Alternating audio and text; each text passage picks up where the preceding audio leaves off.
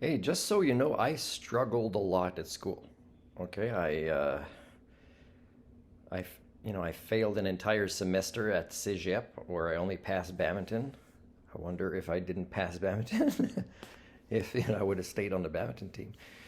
And also, I think I got my appendix removed because suddenly I had stomach pain uh, the night before coming back from Christmas break in secondary school at La Polyvalente Nicolas Gatineau. Okay, I just despise that place. I might go to wrestling with my uncles and see, wow, that's fake. But then to see real fights from real kids, I don't know, I don't know how old they were, but there was like an adult program for cooking, and two of the guys there, they were as big as wrestlers, and they were really hitting each other with chairs. So didn't feel safe, didn't feel appreciated by most teachers who I didn't think were really that good. I was a very curious kid, always had knowledge naturally as a passion, and my grandfather kind of was a great grandfather to have, the maternal one, to actually keep promoting that. But it was not a healthy place to be, la Commission Scolaire des Draveurs. And like a kid throwing ninja stars, real ninja stars, in the classroom, and the next time he's still there, and the teacher's still there. Yeah, woohoo, yeah. So it might have been just safer being dropped off at the library all day. So I'll follow up with part 1B, okay? I want to follow up with a few things. So when you discover that at the schools where the kids go, and then you talk to the administrators, and let's say they don't know about Khan Academy, then you have to ask yourself how much people in charge, and that includes you, by the way, the parents are very much as much in charge of the education of their kids. So if you want to push that on somebody else, you pretty much have to admit you're a failure as a parent. You have to. You can't solve the problem without admitting this first, that you're part of the problem. So this is an example of barriers to learning placed on your child by their teachers and cultures.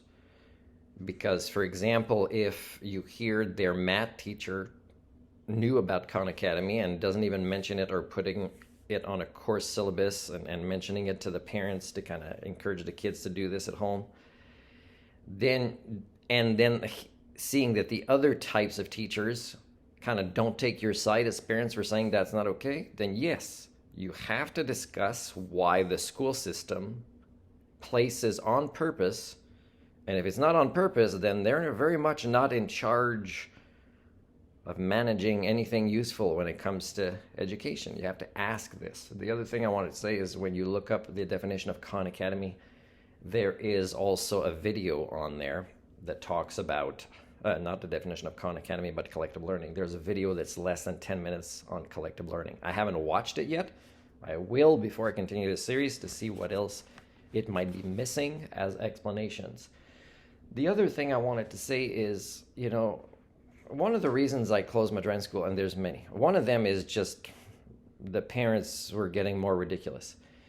When I'm asking to give feedback to a parent in the car with the kid there, asking the kid first, is it okay if I discuss this with your parent because this worries me? And it could be a kid with a particular disability to learning that makes his or her behavior not totally consistent, and the times it's inconsistent could be dangerous. And sometimes it requires a relationship of trust between that teenager and the parent to practice and get rid of this and discuss, the thought patterns that happen, right? Instead of just, it's nice that I have a dual brake and I'm very good with defensive driving to do it with me, but there are ways to get rid of the inconsistencies in a safer manner, and I was trying to explain this to the parents. But when the parents say, hey, that's why I'm paying you, or I don't want to hear this, I'm just tired of driving my kid here and there, then, it doesn't surprise me that, I've never done this, but I could have asked the parent, hey, when you hear of teenagers dying on the news,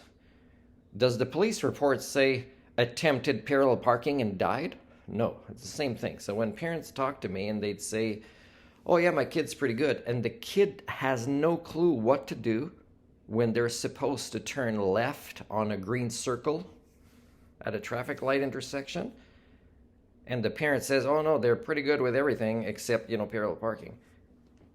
What's wrong with the parent? Of course, the safety of their child is not at all a concern. What's a concern is the path of least resistance to being a parent, so that the kid can get a driver's license early, and here you're on your own. I'll even help you. And go trash that car and kill yourself with that car. At least I won't have to drive you anymore. That's pretty much the patterns I was picking up more and more. That's why when I closed my driving school, I wrote a letter that I add the Chamber of Commerce and Ladysmith Smith Post. It's probably not there anymore, but I can send it to you if you ask. And it said, in the 5.5 years, here's the patterns I've noticed, and I recommend this, in teaching the students and seeing the culture change. So again, people you got to wonder how much parents are every child matters in their own family. You got to wonder about that. Also, how high of a priority is it for parents to have a child with a healthy brain, or to go through a healthy psychological development? Recently, a few days ago, I sent again a local paper, part 1. I've never written part 2 because I'm waiting to maybe see if there's a human community somewhere that would be interested in part 2 of an article I'm giving for free. And I'm asking, would you pay 3 cents a word for to print this article in this paper that charges their locals and collects a lot of money for ads? And see if, this article on learning, mental health, psychological development would be important. So far, no emails back, okay? So you got to ask yourself, as parents or non-parents or just an entire culture, how important it is for you to raise a healthy generation with healthy brains. And I see these contradictions where some of you are hoping for miracle babies, miracles like not helping this child develop problem-solving skills, and the other ones who criticize the new generation for its own failures, not this new generation, but this old one. So you got to ask yourself, how important is it, the survival of your kid's generation, that they have healthy brains? So I wanted to say as well, I talked about tutoring, and there are big tutoring franchises, and some of them may not be able to hire me because, they might have a rule that they have to hire certified teachers. But they could also at the same time be in conversations with me about the failures of certified teachers. And they could see my success as something totally different, a learning specialist. And one of the things a learning specialist can do is role model in full public view the concept of collective learning. So that's one way. I once gave feedback on how to choose a driving school. And here's one way. If you don't use a learning specialist, which is many levels above a certified teacher, I dare you to challenge me to a public debate on that and to demonstrate our skill sets in full public view and compare them. You know why I can dare this? Because the worst that's going to happen is I'm going to learn something. Do you understand what I'm talking about?